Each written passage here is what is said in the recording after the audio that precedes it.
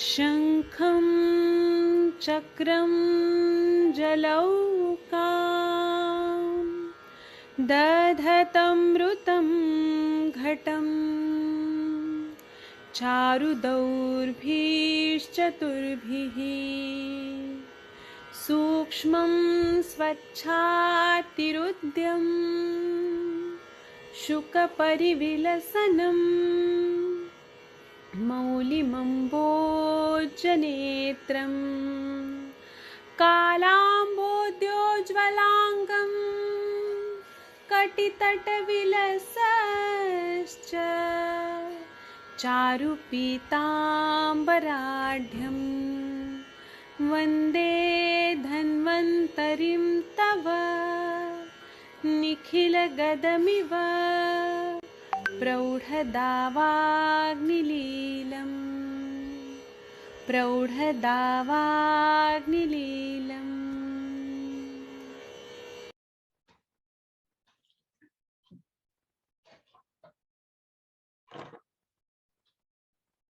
नमस्कार, good evening to all. आज के इस स्त्री रोग लेक्चर सीरीज में आप सभी का बहुत बहुत स्वागत है। आज हम लोग बात करेंगे आज संक्रांति या फिर लोहरी के पर्व की बहुत बहुत ज्यादा शुभकामनाएं सभी वैद्यों को। महाराष्ट्र में हम आज इसको भोगी कहते हैं।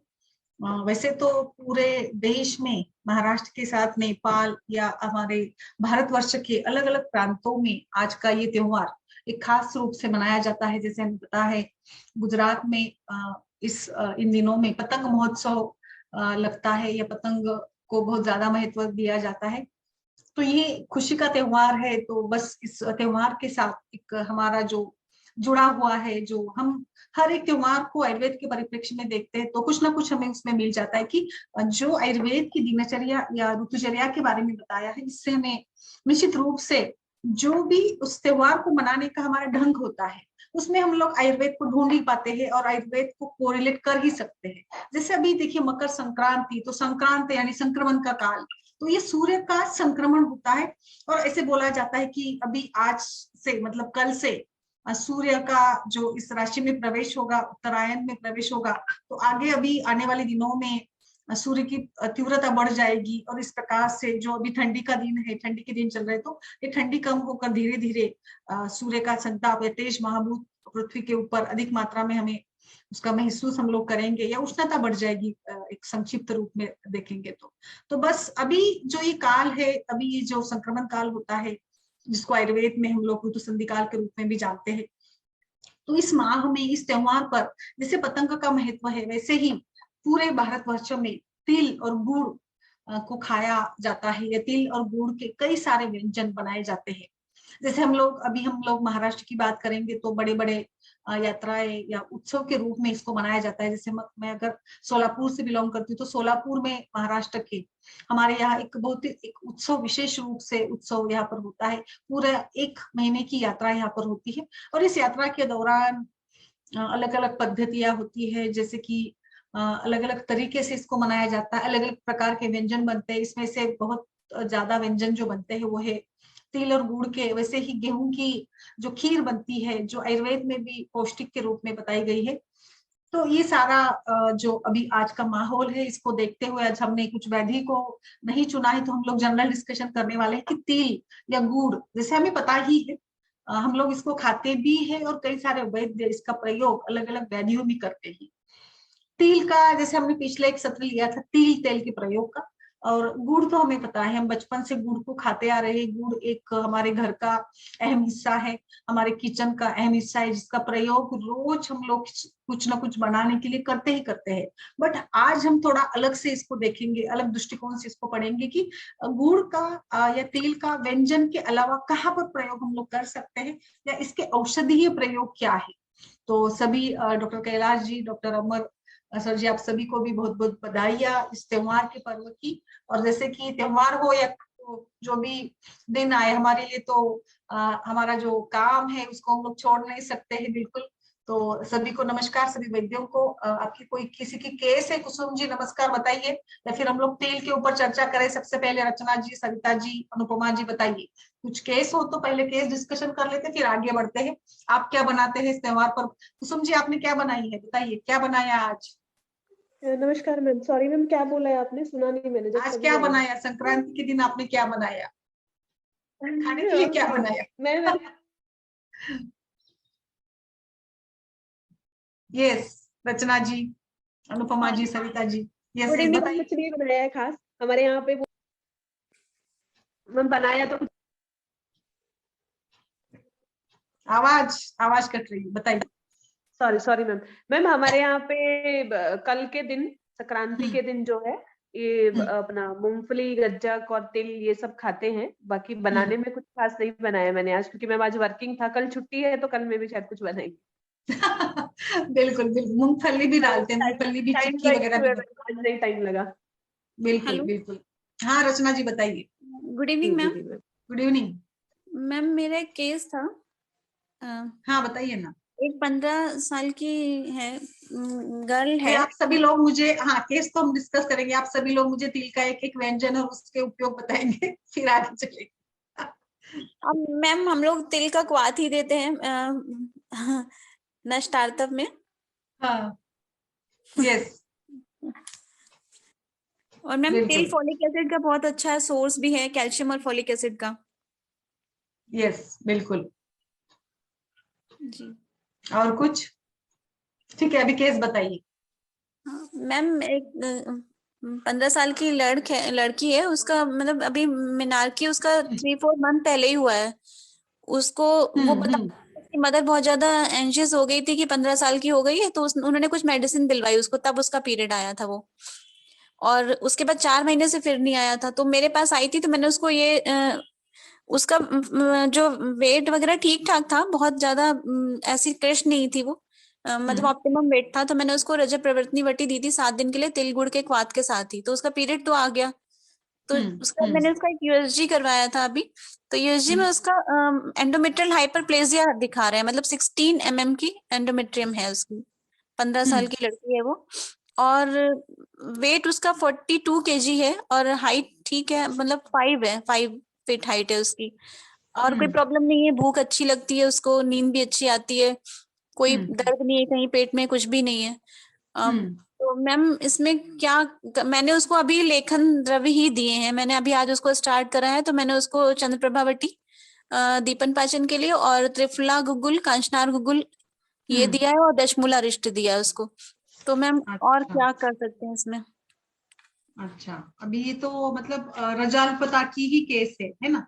अभी जी 15 साल की है ना बच्ची, बाकी तो जनरल कंडीशन आपके हिसाब से तो बराबर चल रही है इसमें हाँ, तो बाकी कुछ। सब ठीक है। जब जो सेकेंडरी सेक्स कैरेक्टर्स वगैरह भी ठीक से डेवलप्ड हैं, कुछ नहीं है ऐसा। और हम्म बस उसका जो मुझे जो प्रॉब्लम लगी, वो सिर्फ है जो एंडोमेट्रियल हाइपरप्लेजिया। बाकी तो अगर पीरियड इरेगुलर भी है तो कोई बड़ी प्रॉब्लम नहीं है ऐसी। हम्म। लेकिन एंडोमेट्रियल हाइपरप्लेजिया है, उसका कुछ करना है, मतलब 16 mm की है तो। और जबकि पीरियड इसका आ गया है, पीरियड के हाँ, सेकंड डे थर्ड डे पे ये आ रही है। बिल्कुल बिल्कुल बिल्कुल बिल्कुल। अच्छा, तो आर्तोक्षय है। यहाँ पर हम लोग अल्प आर्तो दर्शन ही कहेंगे, रज अल्पता है। बाकी कुछ प्रीमेंस्ट्रुअल सिम्टम्स वगैरह है यहाँ पर इसको? नहीं मैम, कोई, मैंने इस बार तो उसका, मैंने एक्चुअली मेडिसिन से ही आया, रजत प्रवर्तनी और तिलगुड़ क्वाथ से ही आया है, और उसको कोई हम्म। सिम्टम्स नहीं, कोई प्रॉब्लम नहीं बिल्कुल। है उसको। मैंने बताया उसकी अग्नि वगैरह भी ठीक है, और बॉवल हम्म। हैबिट्स और यूरिनेशन और स्लीपिंग भी हैबिट, मतलब actually she is quite normal, कोई प्रॉब्लम नहीं है उसको। जी जी बिल्कुल। और तो वेट भी बताइए, आप ठीक है लोग, हमने 42। देखा था ऐसे केसेस को कैसे ट्रीट करना है, रज्जु विकृति को। बताइए, अभी आपको क्या लगता है ये कहीं ना कहीं जाकर अभी ये धातु एक तो आप बताइए मुझे, आपकी केस हिस्ट्री से आपको क्या लगता है, ये धातु क्षय जन्य है या मार्गावरोध जन्य प्रकार हाँ, की है? मुझे तो मार्ग अवरोध जन्य ही लग रहा है, क्योंकि एक बार मैंने जैसे कामनी मैम के लेक्चर में सुना था कि उन्होंने यही बोला हम्म था कि एंडोमेट्रियल थिकनेस देख लेनी चाहिए। अगर एंडोमेट्रियम प्रॉपर नहीं बन रही है तो वो बिल्कुल। धातु क्षय जन्य होता है। और अगर एंडोमेट्रियम अच्छी है और फिर भी पीरियड नहीं आते हैं तो ये मार्गावरोध जन्य ज्यादा होती है संप्राप्ति इसकी। जैसे हमने देखा कि डीयूबी के केसेस में भी कई बार हम लोग रूल आउट नहीं कर पाते ना, तो वहां पर भी एंडोमेट्रियम की साइज बढ़ जाती है, तो वहां पर क्यूरेट एडवाइस करती है, लेखन कर्म हमें करना होता है ना, जी तो ही जाकर ब्लीडिंग स्टॉप होती है। बाकी सारे जो स्तंभन चिकित्सा हम लोग करते हैं ना, तो उससे ज्यादा हमें वहां पर एंडोमेट्रियल थिकनेस को देखना पड़ता है। हाँ तो एंडोमेट्रियम को लेकर मैं आगे सत्र भी लेने वाली हूँ, एक मुझे लेना ही है बिल्कुल। लेकिन अगर मार्गावरोध जन्य संप्राप्ति है तो यहाँ पर हमें देखना होगा कि कहीं अवरुद्ध दोष है, यानी वात कफ जनित है या पित्त जनित है। प्रकृति कैसी लगी आपको? मैम प्रकृति तो उसकी वात पित्त है, कफज तो मुझे कहीं से नहीं लगी, उसकी वात पित्त प्रकृति है उसकी, क्योंकि हम्म उसकी जो बॉडी बिल्ड है वो पित्तज प्रकृति वाला ही है। और हम्म वैसे वो एक्टिव है गर्ल, जैसे बच्चे होते हैं 15 की एज में, ऐसा कुछ भी बिल्कुल। नहीं। यस यस, और तो दीवा अभी दीवा मुझे चौक लगता भी है यहाँ नहीं है। पर, हाँ यस, हम्म। किसी को कुछ ऐड करना है इसमें, बताइए मुझे प्लीज।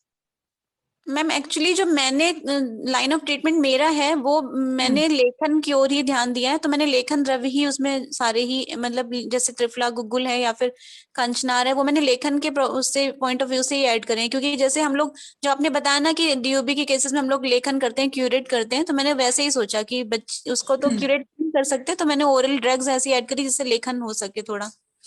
यस यस, यहाँ पर अभी आज मैं बता, अभी जैसे हमारी बात ही चल रही थी, और अभी जी देखिए आपने तो सही डायरेक्शन में आप लोग जा रहे हैं, बट आई थिंक कि यहाँ पर हमें अग्नेय द्रव्यों का भी चिकित्सा में प्रयोग करना है, क्योंकि अग्नेय गुण को हमें बढ़ाना है। पहले तो आपको दीपन पाचन कराकर अवरोध को कम करना है, और इसके साथ मतलब तो एक लेखन के रूप में हम लोग वहां सोचेंगे, और फिर चिकित्सा में हमारे तिल और उड़ीद और सूरा जैसे कुछ अग्नेय द्रव्यों का भी अगर हम प्रयोग करते हैं, क्योंकि कहीं ना कहीं जाकर यहाँ पर रजकशीलता भी है ना, तो जी जी भले जी वो मार्गावरोध हो बट क्षीणता है, यानी जी आर्तो क्षीणता है। तो आर्तो को बढ़ाने के लिए हम लोग एक तो संशोधन करा सकते हैं, आप लोग वमन विरेचन उत्तरबस्ती, बट अभी हम्म। गर्ल है तो यहाँ पर थोड़ा हमें लिमिटेशन भी आ जाती है। तो मुझे लगता है इसके साथ अगर हम कुछ इस प्रकार के उष्ण द्रव्यों का उपयोग करेंगे ना, तो ज्यादा रिलीफ हमें मिलेगा। हम लोग यहाँ पर जैसे 30 से 40 ml तिल का काढ़ा बनाकर देते हैं, तो भी अच्छा उपयोग होगा। हाँ मुझे लगता है यहाँ पर, या मैम इसके काढ़े मैंने में सूखी काली मिर्च या पीपल मिला देंगे ना, तो भी उष्णता भी हो जाएगी, और शुंठी है तो आम का पाचन भी होगा, अवरोध भी कम करेगा, काले मिर्च है तो ये इंड्यूस भी करेगा, स्टिमुलेट करेगा, पीपल भी है इसमें। तो देखिए, और बताइए।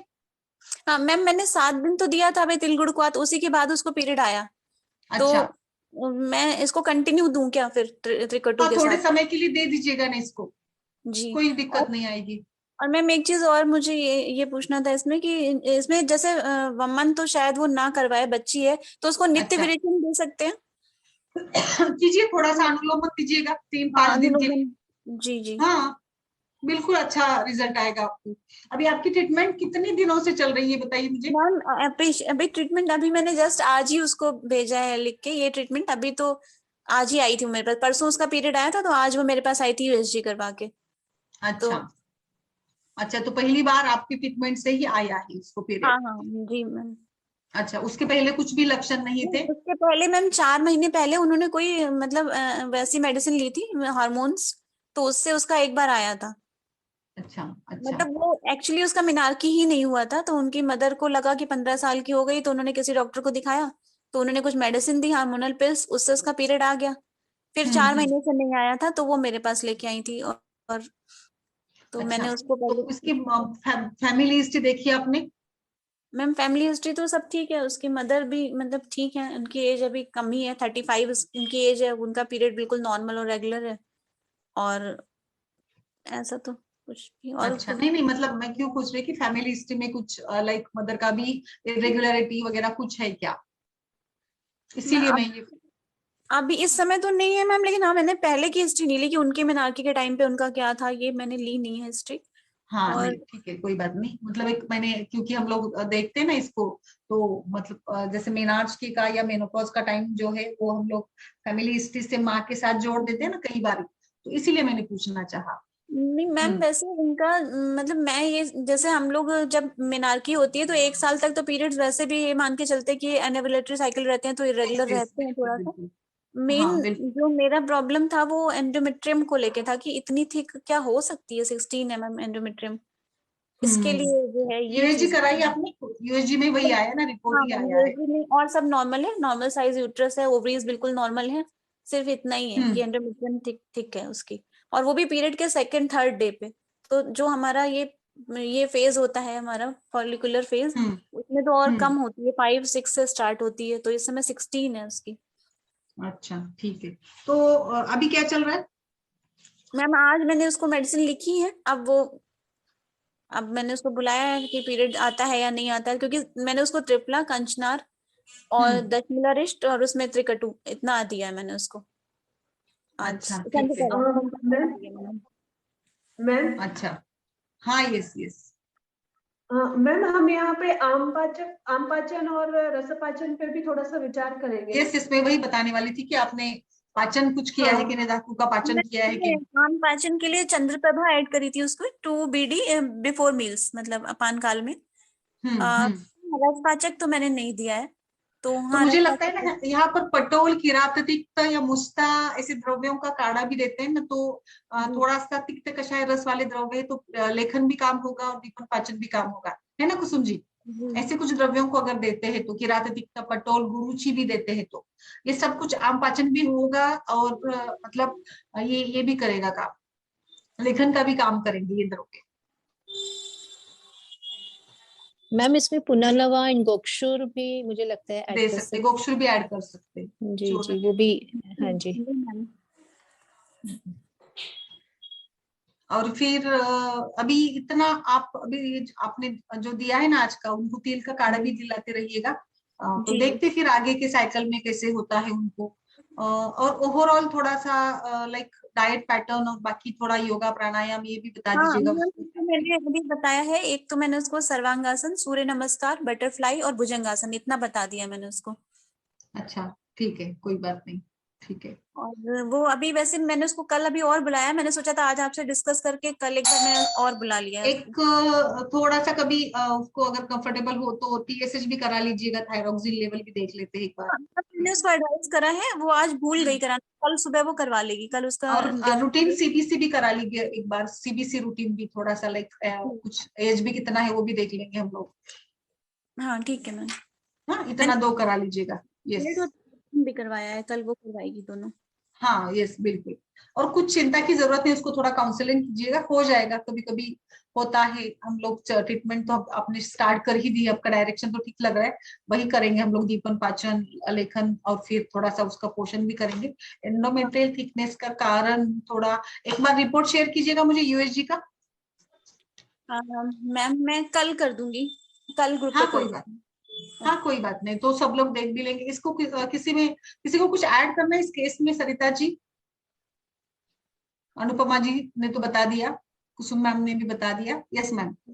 मैम M2 टोन भी आई थिंक ऐड कर सकते हैं फॉर 2 to 3 months, वो भी एम टू रेगुलराइज। टोन से फिर बहुत सारे कल्प है हमारे पास। हाँ बहुत सारे स्त्रीवैधि हो जाएंगे। रस है, स्त्रीवैधि रस का भी बहुत अच्छा काम होगा बहुत अच्छे यहाँ है, पर। हाँ जी। मैंने उसको सुंदरी कल्प है। अभी दशमूला रिष्ट दे रखा है, उसमें त्रिकटु डाल के, त्रिकटु का प्रक्षेप डाल के दशमूला रिष्ट।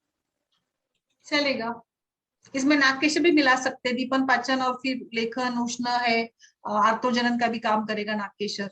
नागकेश, हाँ मैम, नागकेशर वैसे ओव्यूलेशन के लिए भी देते हैं, तो क्योंकि एनोवुलेटरी साइकिल्स होती है तो इसमें वो भी ऐड कर सकते हैं। कर सकते हैं, वही तो वही तो। यस। हम्म, जितना ठीक। सिंपल तरीके से हम लोग प्रोप्राइटरी मेडिसिन से अगर हमारे जो चूर्ण है इनका अगर अपना खुद का बनाकर देते हैं ना, तो ज्यादा मतलब हमें भी, हमारा जी भी कुछ अलग से सोच डेवलप होती है ना। वही वही कल्प यूज करने से हम लोग खुद का भी एक कुछ ऐसे चूर्णों को लेकर कुछ कॉम्बिनेशन बनाते हैं तो अच्छा रहेगा, अच्छा रहता है। जी। जी, और कैसे किसी का कुछ इसमें? अनुपमा जी, सरिता जी।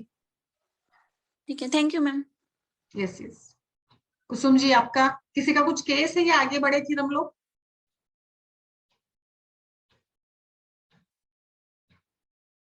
आगे बढ़े फिर। Yes ma'am. यस। तो जैसे अभी हम लोग बात कर रहे थे तिल, सबसे पहले तो मैं तिल के बारे में कुछ बताना चाहूंगी। जैसे तिल जो अवेलेबल है वो 3 प्रकार के अवेलेबल होते हैं, जैसे काला तिल है, सफेद तिल है, और थोड़ा सा रेडिश टाइप का वाला है। तो कृष्ण तिल सबसे श्रेष्ठ बताए गए हैं।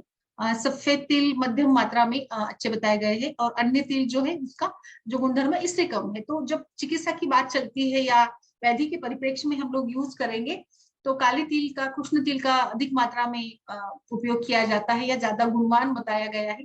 तिल की प्रकृति देखेंगे तो वो थोड़ा सा तीखा, मधुर, भारी, गुरु गुण वाला, उष्ण गुण वाला, स्वादिष्ट, स्निग्ध, उसकी तासीर गर्म है, इसीलिए ठंडी के दिनों में तिल के व्यंजन खाने की प्रथा है। जैसे ये बल देने वाला भी है। ये तिल जो है बालों के लिए खासकर अच्छा बताया गया है। इसका स्पर्श जो है शीतल है। तिल तेल के बारे में तो हम लोग सभी जानते हैं कि बच्चा, मतलब तिल तेल तो मनुष्य के जीवन के लिए एक वरदान के रूप में है। तिल तेल सबसे बड़ा उसका गुणधर्म है, ये उत्तम प्रकार का वात शमन करता है, ये बल देता है, और इसीलिए तिल तेल का बचपन से लेकर बुढ़ापे तक वात दोष का शमन करने का, अगर कुछ भी नहीं है आपके पास तो मुझे लगता है तिल तेल के से ही बात बनती है। आपको कुछ भी करना हो, लाइक आपको बस्ती देना हो, लाइक आपको मालिश करनी हो, कहीं पर भी मात्रा बस्ती कुछ भी अगर करना हो तो हर घर में तिल तेल होता ही है। और तिल तेल कई जगह पे, कई प्रांतों में खाने के रूप में भी उपयोग में लाया जाता है। लेकिन आयुर्वेद के परिप्रेक्ष्य में तिल तेल की बात करते हैं तो तिल तेल बहुत ही अच्छा एक औषधि के रूप में है। तिल तेल का प्रयोग कई सारे तेलों को बनाने के लिए बेस के रूप में, मीडियम के रूप में तिल तेल का प्रयोग किया जाता है। अच्छा वातशमन होने के साथ साथ इसका प्रयोग हम लोग हर मतलब आयु में कर सकते हैं। बच्चों को मालिश से लेकर बुढ़ापे की जो त्वचा की रुक्षता है, संधियों का, जोड़ों का दर्द है, उसको कम करने के लिए भी तिल तेल, तो मुझे लगता है ऐसा कोई वैद्य नहीं है कि जिसने कभी तिल तेल का प्रयोग बताया नहीं है। इतना ये एक ड्रामेटिक रूप का ड्रग है, और आज के इस खास मौके पर हम लोग इसकी चर्चा भी कर रहे हैं। तो तिल के गुण, उसके कल्पों के बारे में हम लोग आगे बढ़ते हैं। तिल जैसे मैंने बताया कि ये मधुर है, रुचिकर है, तीक्ष्ण है, थोड़ा सा उष्ण पड़ जाता है कई बार, बट इसका अगर हम लोग अच्छे तरीके से इसका प्रयोग करेंगे तो इसके बहुत ही अच्छे गुणधर्म हमें मिलते हैं। जैसे अभी आपने देखा कि आपने रचना जी ने तिल का काढ़ा दिया था, कष्टार्थों में या अनार्थों के केसेस में हम लोग इसका प्रयोग कर सकते हैं। इसके साथ साथ तिल का प्रयोग सबसे इम्पोर्टेंट, आप खाने में रोज थोड़े से तिल, जैसे आप डाइनिंग टेबल पर ही काले तिल को रख देती है ना, और वहां पर तिल, हम लोग महाराष्ट्र में तिल को मतलब जो सौंफ वगैरह हम लोग खाते हैं ना, तो सौंफ में तिल मिलाकर रख देते हैं, अजवाइन और तिल को गर्म कर और सौंफ में मिलाकर रख देते, तो खाने की बात पाते इसको थोड़ी मात्रा में सेवन करते। तो तिल एक आयरन का अच्छा स्रोत भी है, इसके मिनरल्स है, इसमें कैल्शियम होते हैं, इसके साथ साथ ये पाचन का भी काम करता है। और सबसे बड़ा जो है काले तिल का महत्व ये है कि ये बालों को काला करने के लिए, बालों की सफेदी को कम करने के लिए बहुत ही एक नेचुरल बेस्ट रूप से ये है। तिल के पत्तों का काढ़ा बनाकर इससे आप बाल भी धो सकते हैं, तो इसका अच्छा परिणाम हमें मिल जाता है। अगर आपके पास तिल के पत्ते नहीं, काढ़ा नहीं बना सकते, तो आप तिल के तेल का प्रयोग कर सकते हैं। सर की मालिश से लेकर जोड़ों जोड़, मतलब एरिया फट जाती है, जोड़ों का दर्द है, इसके लिए भी आप उसका प्रयोग कर सकती है।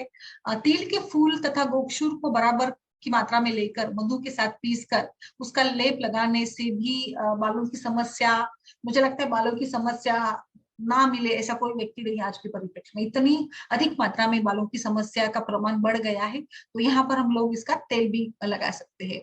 शिरशूल, खासकर सूर्यावर्तक जैसे कुछ व्याधि है, वहां पर जो सूर्य बढ़ता है, जैसे सूर्य दिखता है पृथ्वी पर, सूर्य का तापमान बढ़ जाता है, वैसे ही यहाँ पर शूल बढ़ जाता है। तो ऐसे केसेस में तिल और दूध को पीसकर हम लोग लगा देते हैं, तो वेदना शमन का, मस्तक पर लगा देते हैं, तो सूर्यावर्तक जैसे या शिरशूल में भी ये काफी अच्छा वाला ये बताया गया है।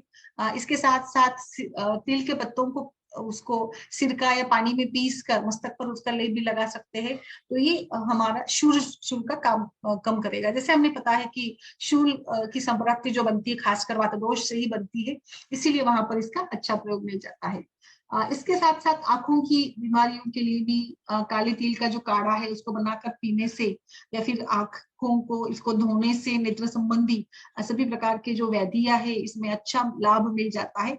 तिल के फूल, पिपली या फिर चमेली के फूल तथा काली मिर्च को अच्छे से पीस कर एक वर्ती जैसा बनाकर हम लोग इसको काजल के रूप में भी प्रयोग में ला सकते हैं। तो आंखों की समस्याओं के लिए या आंखों की रोशनी को बरकरार रखने के लिए मोतियाबिंदु जैसे वैद्यों में ये बहुत ही अच्छा काम करने वाला होता है।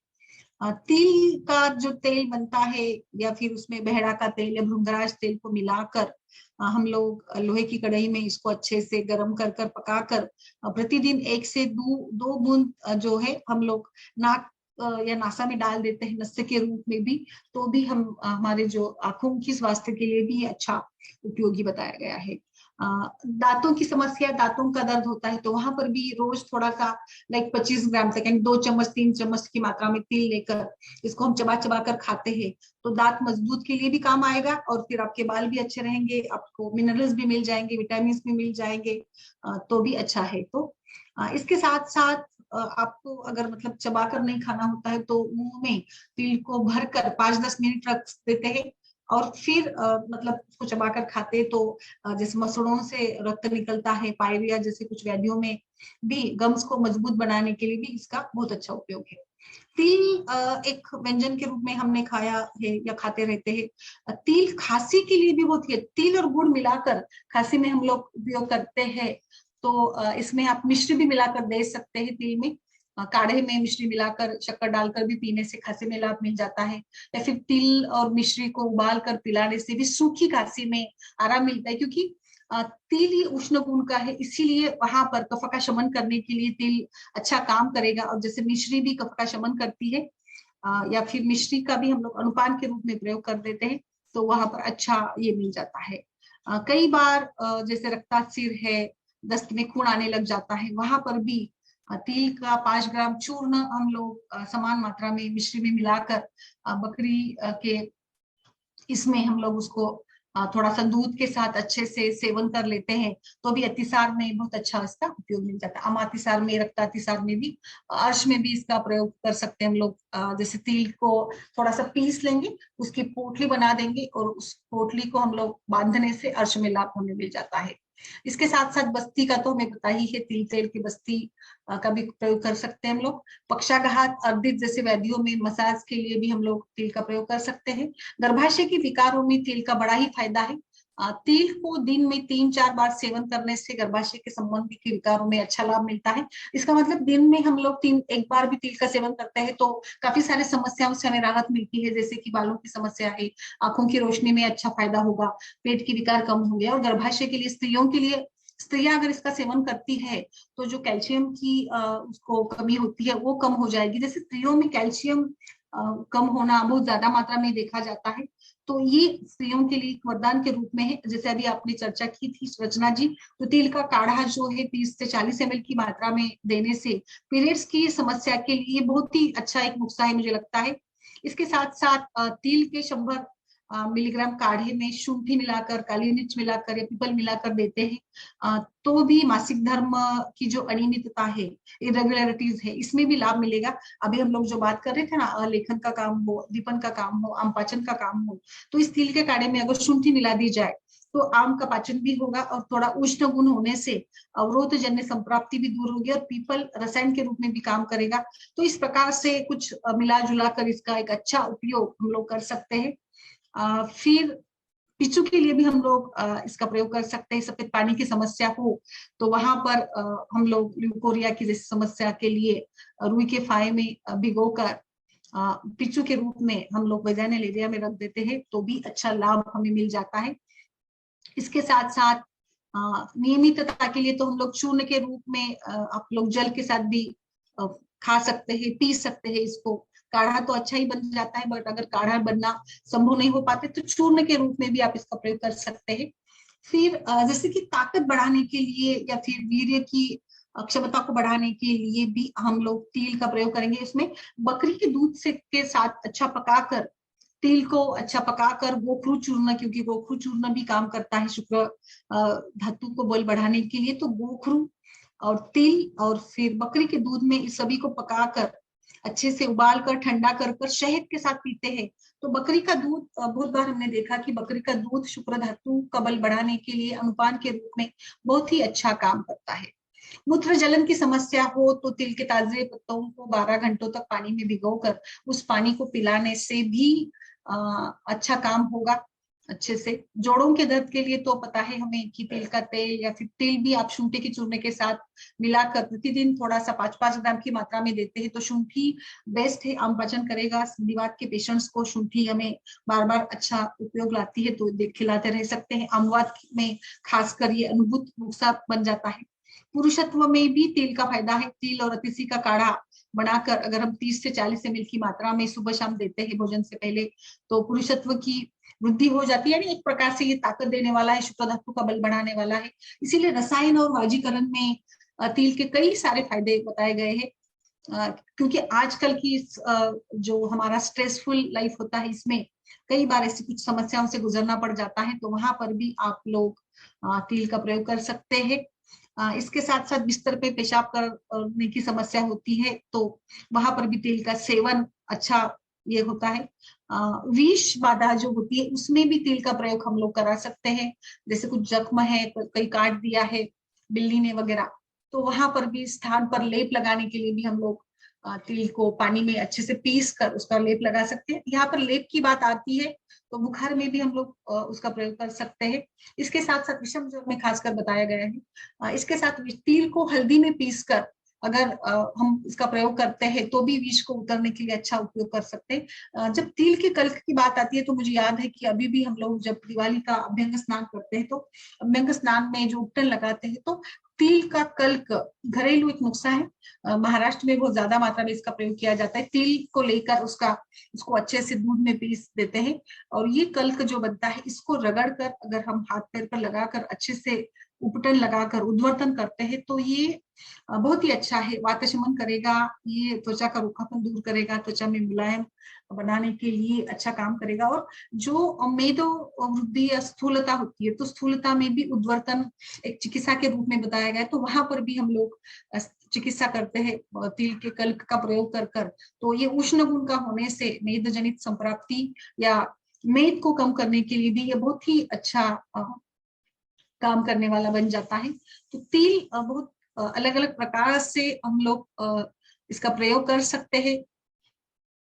अभी आगे बढ़ते हैं हम लोग। तिल के साथ साथ आज हमारा दूसरा जो है गुड़। मुझे लगता है तिल और गुड़ का जो कॉम्बिनेशन है इसमें अगर हमने मूंगफली को भी ले लिया तो गुड़ के बारे में तो आप सभी लोग जानते हैं। हर घर में गुड़ होता है, खान पान में इसका बहुत ही महत्व है।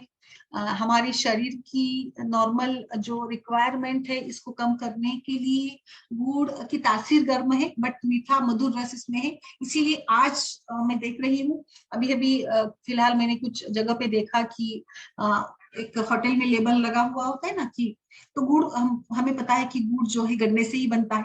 गन्ने के ऊपर प्रक्रिया कर गुड़ का निर्माण किया जाता है। मार्केट में जो गुड़ मिलता है उसमें उसको कलर देने के लिए उसमें केमिकल्स मिलाए जाते हैं बट नेचुरली जो खेतों से गुड़ बनता है वो बहुत ही ज्यादा मात्रा में सेहतकारी बताया है। थोड़ा सा उष्ण पड़ जाता है गुड़ बट जैसे मैं बता रही थी कि होटल में मैंने देखा कि यहाँ पर गुड़ की चाय मिलेगी।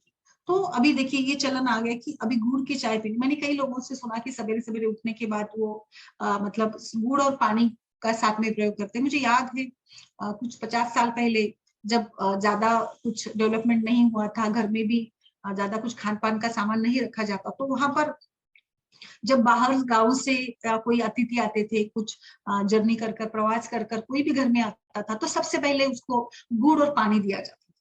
तो गुड़ और पानी देने की पद्धति क्यों होती थी? क्योंकि गुड़ ये जो है तृष्णा का शमन करता है। गुड़ ये सद्य बल देने वाला है और इसको जल के साथ देते हैं तो जल तो हमें पता है जल तो जीवन है। जल तो तृष्णा क्षुधा प्यास को भगाने के लिए, बल देने के लिए, रस धातु की कमी को बरकरार रखने के लिए भी ये काम करते हैं। तो गुड़ और पानी देने की जो पद्धति है ये बहुत ही ज्यादा सफल रही है और आज भी मुझे लगता है हम लोग चाय कॉफी बना देते हैं, दूध देते हैं तो इससे ज्यादा बेहतर रहेगा गुड़ और पानी देना क्योंकि गुड़ ये तृष्णा शमन और पोषण के लिए बहुत ही अच्छा बताया है। स्त्रियों की अगर बात करते हैं तो मुझे लगता है स्त्रियों के शरीर में मेंस्ट्रुएशन के दौरान बहुत ज्यादा मात्रा में आयरन का लॉस होता है। उतनी मात्रा में आयरन हम लोग आहार में ले नहीं पाते हैं। इसीलिए आयरन की डिफिशियंसी वाला जो एनीमिया है वो स्त्रियों में बहुत ही अधिक मात्रा में कॉमन रहता है। ऐसी समस्या के लिए गुड़ का सेवन बहुत अच्छा है। गुड़ हमें हमारे शरीर से कुछ हानिकारक टॉक्सिन्स को निकाल देता है। और गुड़ खाने से आयरन बढ़ता है, तो iron is required for the formation of red blood cells और हीमोग्लोबिन। तो इनडायरेक्टली खून की मात्रा को बरकरार रखने के लिए, जैसे डॉक्टर भी बताते हैं, एनीमिया के 3 प्रकार होते हैं, माइल्ड, मॉडरेट और सीवियर।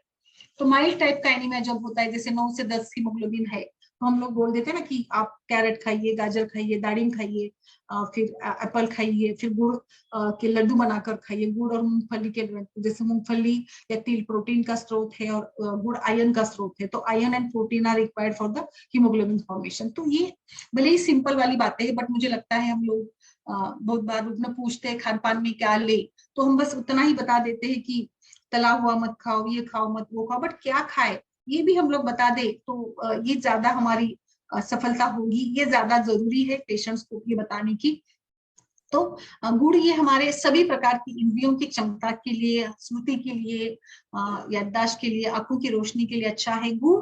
मुझे लगता है गुड़ जैसे कई सारे कल्प बनाने के लिए संधान असवारिष्ट में गुड़ का भरपूर मात्रा में प्रयोग किया जाता है। गुड़ ये न केवल एक खान पान का सामान है, बट औषधि के रूप में भी, जैसे जीरक का आदि गुड़ है, गुड़ और जीरक का प्रयोग करेंगे तो तृष्णा, अजीर्ण, अतिसार, आम का बनना, ऐसे इसमें भी गुड़ का बहुत अच्छा, गुड़ और जीरा हम लोग खाते हैं ना, तो बहुत अच्छा लाभ मिलता है। जीरक का आद्य गुड़ और गुड़ जीरक आदि योग का मेंसेस के रेगुलर मेंसेस में, कष्टार्तों में, अत्यार्तों में भी इसका बहुत अच्छा लाभ मिलता है।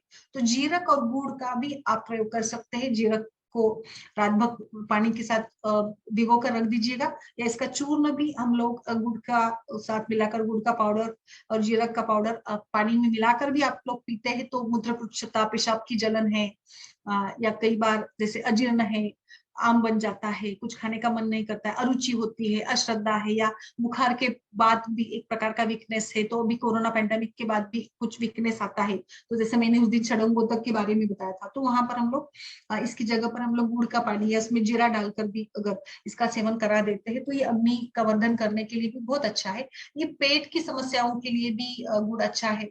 गुड़ की रोटी बनाकर भी खाई जाती है। आप कैसे उपयोग में लाते हैं रचना जी, सरिता जी, कुसुम, बताइए गुड़ का प्रयोग कैसे कैसे करते हैं आप लोग वहां पर, बताइए।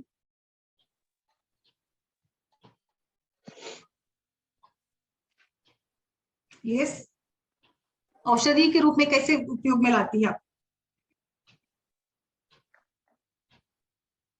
यस, औषधि के रूप में कैसे उपयोग में लाती है, गुड़ का प्रयोग क्या करते हैं आप लोग? मैम मुझे तो इतना ही ध्यान आ रहा है, एक तो मतलब रूटीन में ही आदत है कि खाना खाने के बाद में छोटा सा गुड़ खा लेते हैं, और दूसरा क्यों ये क्यों खाते हैं?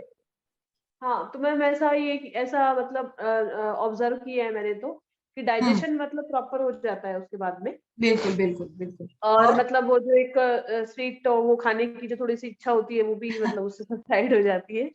और दूसरा यस। ये मैम कि जब कोल्ड कफ या ऐसा कुछ होता है, जैसे अभी मुझे 3-4 दिन से वही चल रहा था, तो मैं अगर कुछ भी काढ़ा वगैरह बनाती हूँ तो मैं उसमें गुड़ ही यूज करती हूँ, चीनी यूज नहीं करती हूँ, तो बिल्कुल उसमें डाल बिल्कुल, के लेते गुड़ हैं। एक बहुत ही बेस्ट ऑप्शन है चीनी का। और कई बार ऐसे देखा गया है कि डायबिटीज में मतलब गुड़ हम लोग खा सकते हैं सौम्य मात्रा में, क्योंकि मिश्री से ज्यादा तो गुड़ ही अच्छा जी जी। बताया गया है, तो डायबिटीज पेशेंट्स में भी हम लेकिन लोग गुड़ मैम का प्रयोग कर। मुझे कभी कभी ऐसा मैम मुझे कभी कभी ऐसा मतलब मेरा कंफ्यूजन है ये, क्योंकि मैम जब हम अष्टांग में या फिर बाकी संहिताओं में पढ़ते हैं, तो मैम हम्म जो इक्षु की विकृति है, तो हम्म। उसके लिए मैम ये मतलब ये बताया है ना कि बहुत श्रेष्ठ नहीं बताया है उसको, नहीं नहीं, तो हाँ मुझे मैं कई बार बताती ऐसा हूँ ना लगता है उसको, कि तो मतलब शायद देखिए ना, ज्यादा मात्रा में मे भी। हाँ वो तो है, वो भी उष्ण गुण का है, इसकी तासीर गर्म है, तो इसलिए पित्त प्रकृति के व्यक्ति में इसको संभाल कर ही खाना है। आप गुड़ को मतलब घृत के साथ खाते हैं ना, तो उत्तम बताया गया है। इसके साथ साथ आप पुराने गुड़ को खाइए, नया गुड़ जो है, बिल्कुल आपने सही पकड़ा, तो ये इक्षु विकार या नया जो गुड़ है, ये काफी सारे त्वचा विकारों का कारण बनता है। विदाही अन्नपानानि, जो कुष्ठ रोग के हेतु वगैरह बताए गए ना, उसमें भी इसका वर्णन आया है, तो जी वहां पर मैम, हमें तो नया गुड़ नहीं खाना चाहिए, बिल्कुल बिल्कुल। हाँ हाँ, तो मैम हमें पेशेंट को पुराना ये गुड़, बताना पड़ेगा कि आपको इस तरह का गुड़ लेना है, यस, क्योंकि मैम आजकल मार्केट में जो गुड़ आ रहा है वो बिल्कुल एकदम वो सोडे वाला और बहुत वाइट वाइट और बिल्कुल वैसा है, तो हमें पेशेंट को ये स्पेसिफाई करना पड़ेगा कि आपको कैसे वाला गुड़ लेना है। अदरवाइज यस वो यस, गुड़ तो पुराना, मैम वो हमें रिजल्ट देने की बजाय वो नुकसान ही करेगा। बिल्कुल बिल्कुल नुकसान। देखिए सर, अभी जैसे हर एक जितना मतलब दूध भी है, दूध ये तक्र भी है, अमृत के समान है, बट उसका भी एक तरीका है ना, मतलब दूध पीने का भी, तक्र पीने का भी। अब अति सर्वत्र वर्जयतम, या उसके गुणों को भी ऋतु, देश, काल, बल, इनको भी देखना पड़ेगा, उसके गुणों को देखना पड़ेगा। जैसे ताजा छाछ पीते हैं हम उसको सेंधा नमक डालकर, तो ये बहुत ही लघु उद्दीपन पाचन है। वही बासी अगर आप मट्ठा छाछ पीते हैं तो ये आपको नुकसान ही देगा। वैसे ही पुराना गुड़ ज्यादा से ज्यादा श्रेष्ठ बताया गया है, नया गुड़ तो बिल्कुल नुकसानदेह होगा ही होगा। तो आपने जैसे बताया खाने के बाद क्यों खाते हैं, तो ये गैसेस को कम करता है, पेट की समस्या को कम करता है, इसलिए रोजाना गुड़पान का सेवन बताया गया है, ताकि अपचन की समस्या जो है वो कम हो जाएगी। एक प्रकार से ये महिलाओं के लिए तो वरदान है। मैंने जैसे बताया, रोज अगर गुड़ खाती है तो जो एक प्रकार के टॉक्सिन्स है हमारे शरीर के वो निकल जाते हैं, और जो इरेगुलरिटी है पीरियड की वो भी रेगुलराइज करने के लिए बहुत ही ज्यादा मात्रा में गुड़ बहुत ही फायदेमंद बताया है। इसके साथ साथ जैसे मैंने बताया कि बाहर से आते हैं तो गुड़ पानी का सेवन कराया जाता है। क्यों? क्योंकि सबसे अच्छा सोर्स है, रिच सोर्स ऑफ ऊर्जा, ऊर्जा को देने वाला, और कोई भी पीड़ा अगर है तो उस पीड़ा को कम करने वाला ये गुड़ बताया है। तो मुझे लगता है कई बार जैसे बोर हो रहा है, कुछ मन नहीं लग रहा है, तो उस समय पर भी हम लोग कुछ ऐसे मीठा, जैसे आपने बताया कि तो ऐसे गुड़ वगैरह खा लेते हैं तो बहुत अच्छा इसका प्रयोग लाभ मिल जाता है। गुड़ को पानी के साथ भी खा सकते हैं या पी सकते हैं, या दूध में मिलाकर भी, उसको पकाकर भी। अभी कई बार पूछा जाता है कि गुड़ दूध में डालने से दूध फटता है क्या? तो यहाँ पर मैं बताना चाहूंगी कि आप दूध का पाउडर बनाकर रख लीजिएगा मिक्सर में, और दूध को गर्म कर थोड़ा सा, मतलब इसको ग्लास में या कप में लेकर अच्छे से आप उसमें गुड़ डालेंगे पाउडर और मिलाकर पिएंगे तो कुछ खराब होने की संभावना नहीं है। अगर आप ऐसे दूध को उबाल रहे उसमें अगर गुड़ डालते, कभी कभी देखिए अभी गुड़ कैसा बना है, उसमें कौन से केमिकल्स डाले हैं, इसके ऊपर भी ये डिपेंड करेगा। तो कई बार ऐसे होता है कि दूध फट जाता है, तो वो मतलब उसका संयोग अच्छा नहीं बताया गया है। तो इसीलिए हम लोग इसको युक्तिपूर्वक इसका प्रयोग करेंगे, और इस प्रकार से हम गुड़ को घी में मिलाकर भी देते हैं तो दर्द में राहत मिलती है। कई प्रकार के जो दर्द है, जैसे अभी हम लोग सिर शूल की बात कर रहे थे, कर्ण की शूल की बात कर रहे थे, तो ऐसे इसमें इसका बहुत अच्छा लाभ होगा। तो ये निश्चित रूप से शरीर के लिए फायदेमंद है। कई बार अस्थमा जैसे कुछ केसेस आते हैं तो वहां पर भी हम लोग गुड़ का अनुपान के रूप में, गुड़ के लड्डू का सेवन कराते हैं, तो अस्थमा के मरीजों के लिए भी अनुपान के रूप में ये बहुत ही ज्यादा फायदे करने वाला है। खांसी को भी दूर भगाता है, इसीलिए अदरक और गुड़ को भी हम लोग, अदरक का रस और उसमें गुड़ मिलाकर देते हैं, तो खांसी, स्वरभेद, कफ, कुछ गले में खसखस है या कुछ खराश है तो उसमें भी अच्छा ये उपयोग होता है। गुड़ ऐसे ही गुड़ खाते हैं तो भी गले का, मैंने खुद से, मतलब कई बार ऐसे होता है ना, तो केवल गुड़ खाने से भी गला खराब कम हो जाता है, मतलब गले में अच्छा राहत मिल जाती है। केवल गुड़ खाइए आप, जब गला बैठ जाता है तो गुड़ खाने से बहुत अच्छा रिजल्ट मिला है। कई सारे रुग्णों में खुद से हमने कई सारे इसमें इसका रिजल्ट देखा है। तो ये अच्छा है, आपने भी शायद उपयोग में लाया होगा गुड़ को खांसी को दूर भगाने के लिए। अदरक के रस में पीते हैं तो अच्छा लाभ मिल जाता है गुड़ का, या लड्डू भी खाते हैं तो सांस के रोगों में भी, जोड़ों के दर्द में भी हम इसका प्रयोग कर सकते हैं। रोजाना थोड़ा सा अदरक के साथ अगर खाते हैं तो। हाँ मैम, इसका सूती का परिचर्या में भी अच्छा रोल है। बिल्कुल बिल्कुल सही, हमारे मैं आगे जाने, यस यस यूपी में यस। सोंठ और गुड़ के मसाले बनाए जाते हैं सूतिका के लिए, और हाँ उसमें ये पिपली वगैरह डाल करके पूरा हाँ जीरक, पिपली ये सब डाल के, और इसका एक योग भी आता है पंचजीरक गुड़ जैसे वो। यस यस, मैंने अभी बताया ना, जीरक आद्य गुड़ हमने पढ़ा है इसमें। जी, और तो वैसे ही सेम उसी तरह का कुछ यहाँ पे मसाले बना करके दिए जाते हैं सूतिका को खाने के लिए दूध के साथ। तो उसमें सारे ये मसाले और सौंठ और गुड़ स्पेशली और दूध के साथ देते हैं, जिससे आयरन डिफिशिएंसी जो है डिलीवरी के बाद की वो। स्तन्य जनन भी है, ये स्तन्य जनन भी करेगा। और आपने जो बताया ना, तो मेंस्ट्रुएशन के लिए भी फायदे करेगा। और बताइए क्या बता रही थी आप रचना जी? बस यही बता रही थी मैम कि सूतिका परिचर्या में भी बहुत अच्छा रोल है, मतलब जो जनरलाइज्ड वीकनेस है, एनीमिया है, और ये सब कुछ दूर करके, और मतलब गर्भाशय शोधन भी करता है पूरा डिलीवरी के बाद जो चीजें यस पूरी। यस यस, बिल्कुल बिल्कुल बिल्कुल बिल्कुल बिल्कुल, ये अच्छा पॉइंट आपने बताया। जैसे मेंस्ट्रुअल डिसऑर्डर्स है तो ये भी एनीमिया में भी, सभी प्रकार के एनीमिया में इसका रोल होगा। और प्रसूति के बाद सूतिका परिचर्या में भी काफी अच्छा रोल है। इंडाइजेशन को कम करेगा, दुर्बलता को कम करेगा। ये गुड़ का प्रयोग हम लोग करते हैं क्योंकि मिश्री से कई बार, मतलब जैसे तीनों सफेद जो चीजें हैं, फिर वो मैदा है, नमक है और मिश्री है, इसको बहुत ही ज्यादा नुकसानमंद बताया। तो वहां पर मीठा क्या प्रयोग में लाया जाए, तो हम लोग गुड़ का प्रयोग कर सकते हैं, जो कि हमारी शरीर की सारी जो जरूरतें हैं, आयरन की जो डिफिशियंसी है, आयरन बहुत ज्यादा लगता है ना स्त्रियों में, मैंने जैसे बताया कि हर महीने में मेंस्ट्रुएशन के द्वारा काफी मात्रा में आयरन का लॉस हो जाता है, तो इसीलिए हम लोग इसको सेवन कराना जरूरी बन जाता है। हाँ, एक थोड़ा सा जैसे गुड़ के फायदे भी कई ज्यादा बताए, जैसे अभी आपने बात छेड़ी ही थी, तो गुड़ का थोड़ा सा नुकसान भी हो सकता है अगर आपने एकदम से नया वाला गुड़ खाया तो, और आवश्यकता से ज्यादा मात्रा में तो खाएंगे तो बिल्कुल मतलब ये ही होगा, नुकसान हो ही सकते हैं बिल्कुल इस प्रकार से। तो उतनी ही मात्रा में उसका प्रयोग हम लोग करेंगे तो ही अच्छा ये रहेगा। तो गुड़ के कुछ नुकसान भी हो सकते हैं। और बताइए गुड़ किस प्रकार से प्रयोग में लाएंगे? गुड़ का हमने कई सारे व्याधियों में हमने देखा कि गुड़ किस प्रकार से है। गुड़ आप लोग व्यंजन के रूप में तो खा ही सकते हैं, अनुपान के रूप में भी ये अच्छा बन जाता है। और एक बात है कि मतलब गुड़ और पानी खाकर भी अच्छा शुभ काम की भी शुरुआत कर सकती है। देशी गुड़, इसमें देशी गुड़ का महत्व ज्यादा है, देशी गुड़ ही हम लोग उपयोग में लाएंगे। तो गुड़ का प्रसाद के रूप में भी उपयोग किया जाता है कई जगह पे। गुड़ और खोबरा खाना ये भी बहुत अच्छा, प्रैक्टिकली बहुत ही अच्छा एक नुस्खा है। गुड़ और खोबरे का सेवन यानी नारियल का सेवन करते हैं तो ये मतलब खांसी को भी दूर करेगा और लाइक आयरन की कमी को दूर करेगा। इसीलिए गुड़ का मतलब नारियल के साथ भी गुड़ के व्यंजन बनते हैं ना, उसका भी काफी अच्छा उपयोग हो जाता है। सर्दियों में तो है, ठंडी के दिनों में ज्यादा खाएंगे तो ज्यादा है। कमजोरी या खून को बढ़ाने के लिए भी ये काम करेगा, स्त्रियों के कई सारे विकारों में काम करेगा। प्राणवस्तोतस के व्याधियों में इसका अच्छा उपयोग बताया गया है या होता भी है प्राणवस्तोतस के कई सारे व्याधियों में। यस, और किसी को कुछ इसमें ऐड करना हो तो बताइए प्लीज। कई सारे कल्पों में भी गुड़ का प्रयोग किया जाता है।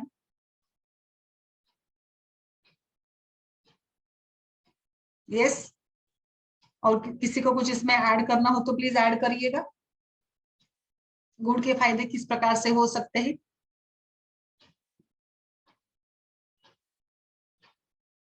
अधिक मात्रा में तो सेवन नहीं करना है, बिल्कुल सर्दियों में ज्यादा बेहतर रहेगा, गर्मी से ज्यादा। सवेरे उठने के बाद भी आप गुड़ की चाय और गुड़ और पानी मिलाकर ये कर सकते हैं। जिनको शुगर की प्रॉब्लम है उसके लिए थोड़ा सा बेहतर रहेगा। गुड़ में कई सारे प्रकार के calcium, iron, phosphorus, vitamin B12 है, प्रोटीन है, इसीलिए इसका सेवन सेहतमंद ही बताया गया है। गुड़ का ये भी बताया कि वजन कम करने के लिए, कब्ज को दूर करने के लिए भी आप गुड़ का सेवन कर सकती है। थोड़ा सा जैसे अभी आपने बताया था, कुसुम ने बताया था भोजन के बाद, तो भोजन पचने के साथ साथ कॉन्स्टिपेशन भी नहीं होगा, मेंस्ट्रुअल सिम्टम में भी है, एनीमिया में भी है, मैम खांसी में है। आप कैसे बता रहे थे कि वो जी कुसुम, आपकी आवाज नहीं आ रही, बताइए।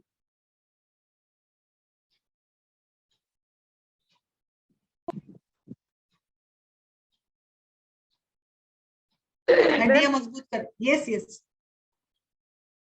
कि अगर सॉरी, गुड़ को हाँ अगर चाय बताइए। में डालते तो वो फट जाता है, आप कुछ बता रहे थे ना उसका। हाँ, ये एक्चुअली मैंने कुछ लोगों से सुना कि जैसे दूध को उबालने में डाल देते ना, गर्म दूध को, और कई बार अगर गुड़ अभी कैसा है, कुछ कौन सी क्वालिटी का है, कहाँ से लाया है, इसमें कितने केमिकल्स है, तो कई बार ऐसे होता है ना कि वो गुड़ दूध में कुछ भी डाल देते, दूध फट सकता है। इसीलिए हम लोग दूध को गैस के नीचे उतार कर डाल देते, कई बार ऐसे देखा जाता है। जैसे कुछ सूखे मेवे वगैरह भी डाल देते हैं तो कभी कभी एकदम से ऊपर ऊपर आ जाता है ना दूध उबाल कर। जी जी जी जी मैम। तो इसीलिए बेहतर रहेगा कि आप गर्म दूध को अच्छा गर्म कर लो, इसको नीचे उतार दो, कप में ग्लास में ले लो और गुड़ का पाउडर डालो और उसको फिर हिला दो।